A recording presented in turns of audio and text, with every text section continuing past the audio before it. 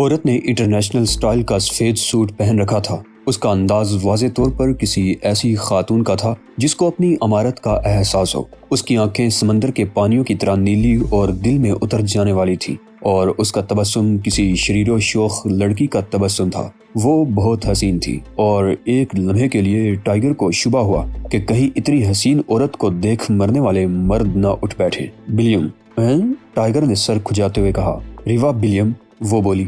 اس نے اپنا ہاتھ آگے بڑھایا اور ٹائیگر سے بڑی گرم جوشی سے ملایا۔ پھر اس نے اوشان کی طرف ہاتھ بڑھایا، لیکن اوشان نے دونوں ہاتھ قبا کے اندر چھپا لیے۔ فادر، یہ اخلاق سے گری ہوئی حرکت ہے، ٹائیگر نے دھیرے سے کہا۔ چنانچہ اوشان نے مجبوراً سر خم کر کے عورت کو تعظیم دی، مگر سر خم کرنے کا یہ انداز کسی پیشہ ور جلاد کے انداز سے مختلف نہ تھا۔ میں ریوا بلیم ہوں، بلیم انٹرنیشنل، امریکن بلیم، ہیوٹ بالکو بلیم، سٹینڈو بلیم اینڈ بلیم لمیٹڈ کی صدر۔ یہاں کیا ہوا؟ تمہاری کار اس علاقے میں کیسی چلتی رہی؟ کیا کوئی خاص کار ہے؟ اوہ بس اسپیشل کار ہے یہ، ریوا بلیم نے جواب دیا۔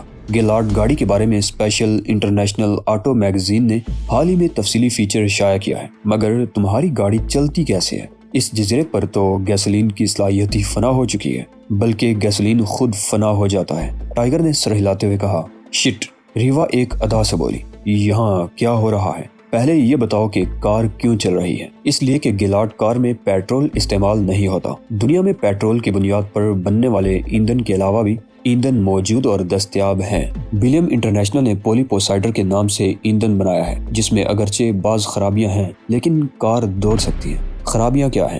اس کی بڑی خرابی اس کی فی گیلن $15 قیمت ہے، ریوا مسکرا کر بولی۔ اگر یہ ایندھن فضا میں شامل ہو جائے تو انسانی نشو و نما پر بھی برا اثر پڑتا ہے۔ اگر دنیا کا ہر شخص یہی ایندھن استعمال کرنے لگے تو انسانوں کا قد 4 فٹ تک رہ جائے گا۔ کتنا اچھا لگے گا، ٹائیگر ایک طویل سانس لے کر بولا۔ ہاں، وہ ہنس پڑی۔ اس کے دانت سفید اور بے داغ موتیوں جیسے تھے۔ لوگوں کے کپڑوں کا مسئلہ بھی حل ہو جائے گا۔ چھوٹے قد ہوں گے تو کپڑا بھی کم لگے گا، گھر بھی چھوٹے بنیں گے، اور ڈرینیج کا مسئلہ بھی بڑی حد تک حل ہو جائے گا۔ لیکن لوگوں کو 4 فٹ کی قامت پسند نہیں آئے گی۔ ٹائیگر نے یہ کہہ کر اوشان کی رائے لینے کے لیے اس کی طرف پلٹ کر دیکھا، مگر اوشان تو پہلے ہی فیکٹری میں واپس جا رہا تھا۔ ویسے پولیپوسائڈز پر مزید تحقیق کر کے اس کے کیمیائی مرکب میں عناصر ترکیب کو قدرے بدل کر اس کا یہ مضر پہلو ختم کیا جا سکتا ہے، تاہم اس پر کروڑوں روپے کا خرچہ آ جائے گا۔ پھر بھی یہ سستا سودا ہوگا، ٹائیگر نے جواب دیا۔ تبھی اچانک ریوا کی آواز بھر آ گئی اور اس کی حسین آنکھوں میں آنسو بھر آئے۔ شاید تم نے کبھی $10 لاکھ کا خسارہ برداشت نہیں کیا، نہیں کبھی خسارے کا سامنا نہیں ہوا۔ شاید تمہارے پاس اتنی دولت ہی نہ ہو۔ دولت کی افادیت کا احساس اس وقت ہوتا ہے جب وہ قبضے میں ہو، ٹائیگر نے بلا واسطہ طور پر جواب دیا۔ تمہارے پاس کیا ہے؟ یہ بات تم نہیں سمجھ سکو گی۔ ممکن ہے سمجھ لوں۔ ریوا کے چہرے پر تجسس کے آثار نمودار ہونے لگے۔ میرے پاس وہ کچھ ہے جو تمہارے پاس نہیں۔ میں تم سے زیادہ مکمل شخصیت ہوں۔ احساس محرومی سے بچنے کے لیے یہ جملہ عموماً استعمال کیا جاتا ہے۔ ریوا نے جملہ کسا۔ میں نے کہا تھا نا کہ تم نہیں سمجھو گی۔ کیا تم دولت سے اکتاہٹ محسوس کرتے ہو؟ ریوا نے ایک خاص انداز سے پلکیں جھپکا کر پوچھا۔ اس موضوع پر تم میرے ساتھی سے بات کرو، ٹائیگر نے کندھے اچکا کر جواب دیا۔ وہی دولت کے چکر میں رہتا ہے۔ ریوا اس کے ساتھ ہی فیکٹری میں داخل ہوئی، جبکہ ڈرائیور گاڑی ہی میں بیٹھا رہا۔ ریوا نمناک آنکھوں سے لاشوں کو دیکھنے لگی۔ اوہ یقیناً، وہ عجیب انداز میں بولی۔ یہ سب وارڈلی کی حرکتیں ہوں گی۔ اس نے انہیں اپنا مطیع بنا لیا ہوگا، اور پھر ان بیچاروں سے دفاعی مشقیں کرائی ہوں گی، اور پھر وارڈلی یہ بھول گیا ہوگا کہ اس نے ان کی رائفلوں میں گولیاں بھی بھروا رکھی ہیں۔ پھر شاید یہ بھی بھول گیا ہوگا کہ اس نے خود زہر کھا رکھا ہے۔ کیا پاگل پن کی باتیں کرتی ہو؟ ٹائیگر نے برا سا منہ بنا کر کہا۔ بھلا کوئی یہ بھی بلا سکتا ہے کہ اس نے زہر کھا رکھا ہے؟ میرا خیال ہے کہ کسی نے ان سائنسدانوں کو خودکشی پر قائل یا مجبور کیا ہوگا۔ تم نے یہ اندازہ کیسے لگا لیا کہ یہ لوگ سائنسداں ہیں؟ ریوا اٹھلا کر بولی۔ اس عمارت کو دیکھ کر سب سے پہلا خیال یہی آیا تھا کہ یہاں کام کرنے والے سائنسداں ہوں گے، ٹائیگر نے مسکراتے ہوئے جواب دیا۔ یہ تمام سائنسدان امریکہ سے ہی لاپتہ ہوئے تھے۔ تم نے ریپڈ بریڈر بیکٹیریا کے بارے میں ضرور سنا ہوگا۔ اسی بیکٹیریا کی وجہ سے اس جزیرے میں موجود تمام پیٹرول موم بن گیا ہے۔ میرا خیال ہے کہ پیٹرول کو موم بنانے کے لیے بیکٹیریا کی نشو و نما اسی جگہ ہوتی ہوگی۔ درست، ریوا سنجیدگی سے بولی۔ ٹیکس بچانے کی کوشش میں بعض لوگ پاگل ہو جاتے ہیں۔ یہ مردہ شخص جس کے چہرے پر بڑی احمقانہ مسکراہٹ ہے میرا بھائی وارڈلی ہے۔ یہ عجیب فطرت کا مالک تھا۔ سونے کی تلاش میں سرمایہ ضائع کرنا اس کا شوق بلکہ مشغلہ تھا۔ رقم سے ہاتھ دھونے میں اس کی مہارت کا جواب نہیں، اس میں مجھ جیسی صلاحیتیں نہیں تھیں۔ وارڈلی نے اس کمپنی کا کنٹرول صرف اس وجہ سے سنبھالا تھا کہ اسے یہاں نقصان ہوا اور بلیم کمپنی امریکہ میں خسارہ دکھا کر ٹیکس بچا سکے۔ میں سمجھ گیا، ٹائیگر اکتانے لگا۔ وارڈلی نے یہ تہیہ کر رکھا تھا کہ وہ اس شعبے سے تعلق رکھنے والے تمام سائنسدانوں کو نوکر رکھ کر اس شعبے میں ہونے والی تحقیق پر اجارہ داری قائم کر لے۔ اسے یقین تھا کہ اس پروجیکٹ میں بہت زیادہ منافع ہوگا۔ ان سائنسدانوں کے بارے میں کیا خیال ہے جن کو تمہارے بھائی نے قتل کیا؟ کیا قتل وارڈلی نے ہی کیا ہے؟ ریوا کی خوبصورت آنکھیں حیرت سے اور زیادہ پھیل گئی۔ کسی نے تو قتل کیا ہوگا نا؟ میرا خیال ہے کہ وارڈلی کو ان سائنسدانوں کی ابھی ضرورت تھی۔ ریوا نے بھائی کی بے گناہی کے لیے گواہی دیتے ہوئے کہا۔ وہ انہیں حیرت انگیز طور پر انتہائی زیادہ تنخواہیں دے کر یہاں لایا تھا، پھر اس نے انہیں اس دوا کا عادی بنا دیا جو اس نے ایجاد کی تھی۔ اس کے بعد یہ لوگ یہ کھیل کھیلنے لگے کہ کوئی ان تک نہ پہنچ سکے۔ وارڈلی یہ کھیل بچپن ہی سے کھیلنے کا شوقین تھا۔ میرا خیال ہے کہ اب اس عمارت میں جگہ جگہ بیکٹیریا موجود ہوگا۔ تمہاری اس پوری کہانی میں ایک نیا نقطہ نظر آ رہا ہے ریوا، ٹائیگر نے ایک طویل سانس لے کر کہا۔ وہ کیا؟ یہی کہ آخر دنیا سے پیٹرول اور ڈیزل کا خاتمہ کرنے سے کسے فائدہ ہوگا؟ کسے فائدہ ہوگا؟ ریوا نے آنکھیں پٹ پٹا کر پوچھا۔ تمہیں؟ ٹائیگر ہنس پڑا۔ تمہارا پولیپوسائڈز۔ ریوا نے فوراً تصحیح کی۔ پیٹرول کے متبادل پولیپوسائڈز کی فی گیلن قیمت $15 سے کم نہیں ہے نا؟ تم جو کوئی بھی ہو اتنا سمجھ لو کہ پولیپوسائڈز کی عام تقسیم کے لیے کم از کم 10 برس درکار ہوں گے۔ ریوا نے اس بار بڑی سنجیدگی سے جواب دیا۔ اگر میں پوری رفتار سے بھی پیداوار شروع کرا دوں تب بھی صرف یومیہ 1000 گیلن پولیپوسائڈز تیار ہو سکتی ہے۔ اس کا مطلب کیا ہوا؟ میں ہوٹل کے کمروں پر رقم خرچ کرتی ہوں اور جب 10 برس بعد میں بھرپور پیداوار کے لیے تیار ہو جاؤں تو پھر کوئی عالمی ادارہ سنتھیٹک فیول تیار کرے گا۔ اس طرح میرا انجام کیا ہوگا؟ میرے پاس تو صرف 4 فٹے لوگ بچیں گے۔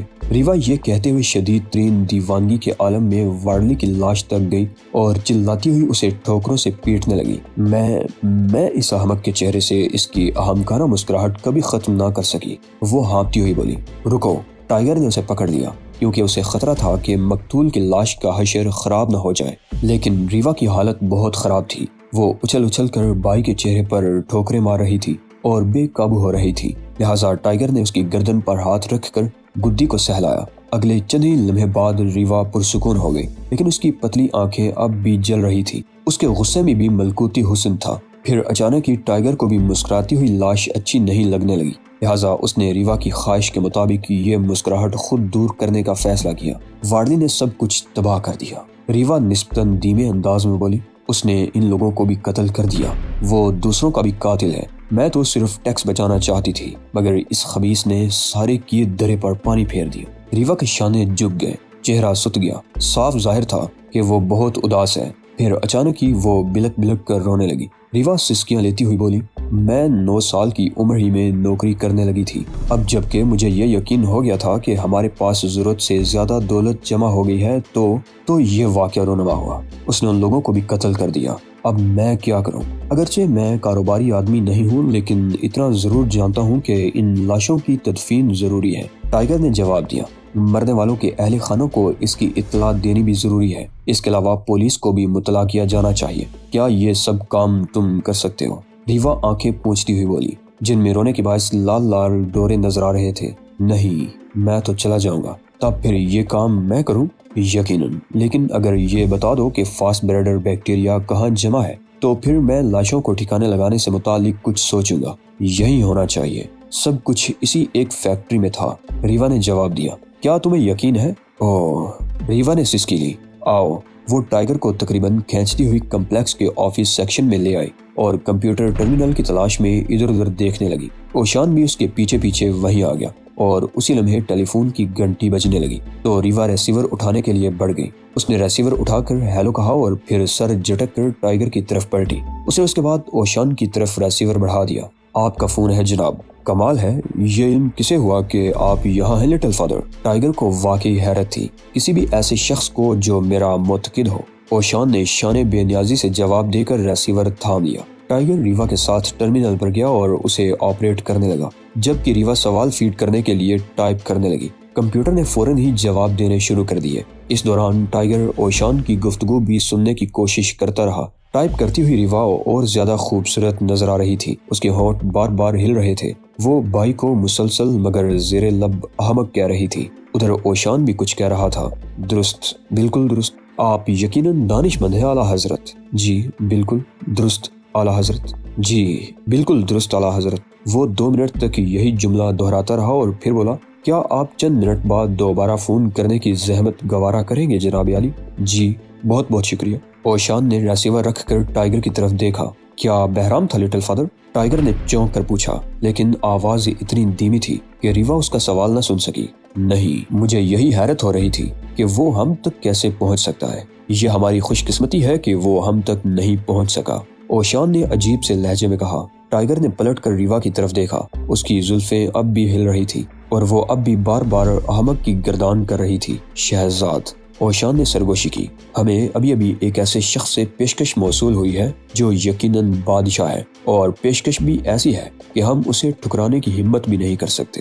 میرا خیال ہے کہ ہم سناجو کی صلاحیتوں کو ایک ایسے شخص کے لیے ضائع نہ کریں جو میرے بار بار کہنے پر بھی تخت شہنشاہی پر قبضہ کرنے کے لیے تیار نہیں۔ ہمیں اب اس کاہل شخص کی ملازمت ترک کر دینی ہوگی۔ اس کے بدلے ہمیں ایسے شخص کی ملازمت اختیار کر لینی چاہیے جو ایک جلاد کی بنیادی ضرورتیں سمجھتا ہے۔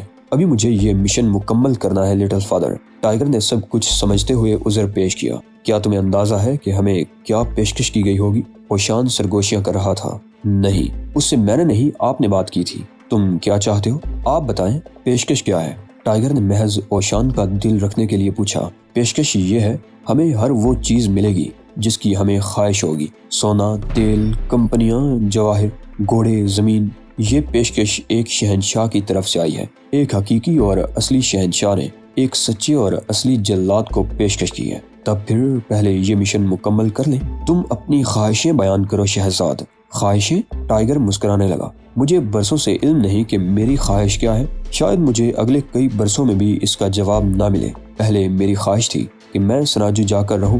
یہ خواہش پوری ہوگی۔ شاید میری ایک خواہش یہ ہے کہ اپنے وطن کی خدمت کروں، لیکن بہرحال مجھے کچھ نہیں معلوم۔ تب پھر اس مشن کے لیے میں ہاں کر دوں؟ اوشان نے بے صبر پن کا مظاہرہ کیا۔ میں کیا کہہ سکتا ہوں؟ میں ہاں کہہ دوں گا۔ اوشان نے اپنے طور پر فیصلہ کر لیا اور اسی لمحے ٹیلی فون کی گھنٹی بج اٹھی۔ اوشان نے فون اٹھایا تو ٹائیگر چھت کی طرف دیکھنے لگا۔ اب اوشان سناجو کے مطابق ایسی مختلف اشیاء کی فہرست بیان کر رہا تھا جو ایک مقررہ وقت پر سناجو پہنچنی ہوتی تھی۔ اسی مقام پر بہرام ہر سال وہ سونا بھجوا دیا کرتا تھا جس کے بارے میں اوشان کا کہنا تھا کہ سونا بہت مگر مزہ نہیں آیا۔ اس وقت ٹائیگر کو ماسٹر کے چہرے پر عجیب سی مسرت نظر آ رہی تھی۔ وہ فراٹے سے کوریائی زبان بول رہا تھا اور یہ بات ظاہر کر رہی تھی کہ دوسری طرف جو کوئی بھی ہے اسے بھی یہ زبان آتی ہے۔ اس کے بعد قدیم فرانسیسی میں گفتگو ہونے لگی۔ پھر اچانک اوشان کے چہرے پر پریشانی کے آثار نمودار ہوئے۔ 1 منٹ ہولڈ کرو، اس نے یہ کہہ کر ٹائیگر کی طرف دیکھا اور قریب بلا کر سرگوشی کی۔ شہزاد، یہ شریف متین نفیس فیاض حاکم کہتا ہے کہ اگر ہم اس مشن کو چھوڑ کر اس کے لیے ابھی سے کام شروع کر دیں تو یہ ہمارے محنتانہ کو دگنا کر دے گا۔ نہیں، ٹائیگر نے دو ٹوک انداز میں جواب دیا اور ساتھ ہی ریوا کی طرف دیکھا جو کمپیوٹر کو فیڈنگ کر رہی تھی۔ تم انکار نہیں کر سکتے شہزاد، دگنا معاوضہ۔ آپ ہر چیز کو دگنا نہیں کر سکتے لٹل فادر۔ اگر آپ کو کسی چیز کی خواہش ہے تو وہ دگنی ہونے کے بعد بھی کم لگے گی۔ یہ فلسفہ کسی سفید فام کو سکھاؤ۔ اوشان چیخ پڑا۔ اس کی چیخ بڑی سریلی تھی۔ وہ فون کی طرف پلٹا اور چند لمحے بعد الٹیمیٹم دینے والے انداز میں ٹائیگر کی طرف آیا۔ اگر تم ابھی سے کام کرنے کی پیشکش قبول نہیں کر سکتے تو پھر ہمارے راستے جدا جدا ہیں۔ اس کا لہجہ بہت ٹھوس تھا۔ اس عظیم شہنشاہ نے مجھے میرے مطالبات کے مقابلے میں 3 گنا دینے کی پیشکش کی ہے۔ پہلی کھیپ سناجو پہنچے گی تو لوگ حیرت زدہ رہ جائیں گے کیونکہ عظیم وانگ بھی اتنا بڑا نذرانہ لے کر نہیں پہنچا تھا۔ میں سناجو میں رہ چکا ہوں لٹل فادر، ٹائیگر نے لہجہ نرم اور دھیما رکھا تھا۔ وہاں صرف کوڑا کباڑ جمع ہے۔ جب آپ وہاں نہیں ہوتے تو گاؤں والے اس میں سے بھی سامان چوری کر لیتے ہیں۔ پرانے زمانے کے برعکس اب وہاں کوئی بھی بوکا نہیں رہتا۔ اگر آپ اپنا محنتانہ وہاں نہ بھجوائیں تب بھی وہ لوگ زندہ رہیں گے۔ لہٰذا 3 گنا معاوضے پر کام کرنے کی کیا ضرورت ہے؟ میں اپنے اور تمہارے افتخار کی بات کر رہا ہوں۔ اوشان نے دونوں ہاتھ سینے پر باندھ کر کہا، تمہاری اور اپنے سناجو کی بات کر رہا ہوں۔ اوہ، ٹائیگر بے ساختہ طور پر مسکرانے لگا۔ یہ پہلا موقع ہے کہ آپ نے میرا سناجو نہیں کہا بلکہ مجھے بھی اس میں شریک کیا ہے لٹل فادر۔ سناجو تمہارا بھی ہے، اوشان خفیف ہو کر بولا۔ خیر، اس پیشکش پر میں مشن کی تکمیل کے بعد غور کروں گا۔ ٹائیگر نے یہ بحث ختم کرنے کی کوشش کی۔ میں نئے شہنشاہ سے انکار نہیں کر سکتا شہزاد، اس کی پیشکش پر غور کرو، انکار کی گنجائش نہیں، تب پھر انکار نہ کریں، ٹائیگر نے جواب دیا، جس پر اوشان نے سینہ تان کر اپنا رخ ٹیلی فون کی طرف کیا اور تعظیم دینے والے انداز میں سر جھکا دیا۔ اعلیٰ حضرت، مہربان اور قدردان عالی جاں، میں فی الوقت آپ کی پیشکش قبول نہیں کر سکتا، لیکن بعد میں یہ پیشکش قبول کر لی جائے گی۔ میں اس سے بات کروں گا کہ اسے جو کچھ درکار ہے آپ فراہم کریں گے۔ خدا حافظ دوست۔ کیا اس کا نام دوست ہے؟ ہاں، اوشان نے کہا۔ تم جانتے ہو، کیوں نہیں؟ یہ اسی انگریز کا باس ہے، ہمیں اسی کو تو تلاش ہے۔ یہ سارا کیا درا اسی کا ہے لٹل فادر، محض افواہیں پھیلا رہے ہو۔ اوشان برا سمو بنا کر بولا۔ وہ انتہائی فیاض اور بہترین حاکم ہے۔ اسی لمحے ریوا ٹرمینل سے اچھل پڑی۔ تم جانتے ہو کہ اس نے کیا کچھ کر ڈالا ہے، خبیث وارڈلی؟ نہیں، مجھے پتا نہیں، ٹائیگر نے ہاتھ ہلا کر جواب دیا۔ وہ بریڈر بیکٹیریا کی ایک کھیپ روانہ کر چکا ہے۔ اگر یہ کھیپ سرگرم ہوگی تو دنیا بھر کا پیٹرول ختم ہو جائے گا، پھر ہمیں اس کھیپ کو روکنا ہوگا۔ بالکل روکنا پڑے گا، کیونکہ میں پولی پوسائڈز مطلوبہ مقدار میں تیار کرنے کے لیے تیار نہیں ہوں۔ اگر تیار کر بھی لیا تو لوگوں کی آبادی بڑھنے لگے گی۔ یہ کوئی مسئلہ نہیں، ریوا منہ بنا کر بولی۔ اصل مسئلہ یہ ہے کہ اگر پولی پوسائڈز کو استعمال کیا تو عملے تنفس تبدیل کرنا ہوگا، اور جب تک لوگوں کو عملے تنفس کی تبدیلی کی مشق کرائی جائے گی اس وقت تک دنیا کی نصف آبادی ختم ہو جائے گی۔ ہمیں روانہ کی جانے والی کھیپ ہر قیمت پر روکنی ہے۔ کیا صرف ایک ہی کھیپ بھیجی گئی ہے؟ ٹائیگر نے پوچھا۔ کمپیوٹر یہی کہتا ہے۔ تب پھر چلو، تم ہی جاؤ۔ اوشان نے ساتھ دینے سے انکار کر دیا۔ تم نے مجھے شہنشاہ کے سامنے ذلیل کرایا ہے، پتہ نہیں تمہاری تربیت میں کہاں نقص رہ گیا۔ مجھے تنہا چھوڑ دو تاکہ میں سناجو سے دور اس جزیرے میں آخری سانسیں لے سکوں۔ ٹھیک ہے، میں آپ کو بحرام کے ذریعے واپس بلوا لوں گا، ٹائیگر نے جواب دیا۔ تمہارا ساتھی بہت پریشان دکھائی دیتا ہے، ریوا نے ٹائیگر سے کہا۔ مجھے تمہارے تبصرے کی کوئی ضرورت نہیں مس، اوشان نے کسی زخمی سانپ کی طرح پھنکار کر کہا۔ ویسے تم لوگ کہاں جا رہے ہو؟ صحرائے فارس، وارڈلی نے بیکٹیریا کی کھیپ وہیں بھیجی ہے، ریوا نے جواب دیا، جس پر اوشان نے قریب آ کر اسے بغور دیکھا اور پھر اس کا بازو چھوتے ہوئے بولا۔ صحرائے فارس میں کہاں؟ الرضا شیخ جابر الکمی کے پاس، ریوا نے جواب دیا۔ ٹھیک ہے، اوشان نے ٹائیگر کی طرف پلٹ کر کہا، میں بھی تمہارے ساتھ چل رہا ہوں۔ اچانک اور اتنی اہم تبدیلی کیسے ہو گئی لٹل فادر؟